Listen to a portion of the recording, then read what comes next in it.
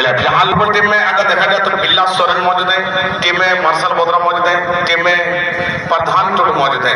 ये टीम का प्रमुख खिलाड़ी के लिए जानते हैं।